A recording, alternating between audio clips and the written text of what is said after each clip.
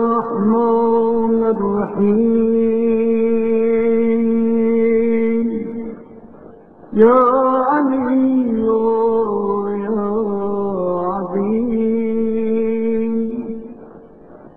يا غفور يا رحيم،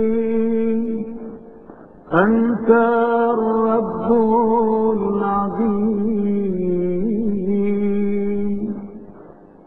الذي ليس كمثله شيء وهو السميع البصير. وهذا شهر عظمته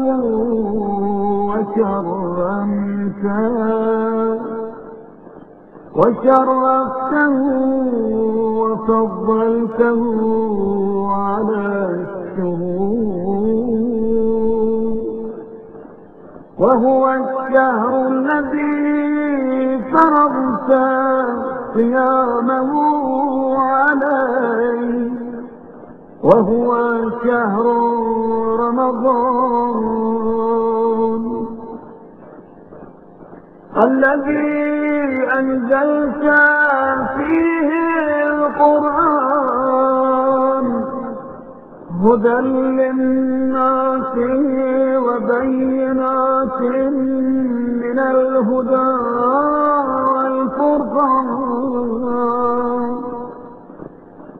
وجعلت فيه ليلة القدر وجعلتها خيرا من 1000 شهر. فيا ذا المن ولا يمن عليك، من علي بتكاكي رغبتي من النار، في من تمن علي وأدخلني الجنة برحمتك يا أرحم الراحمين.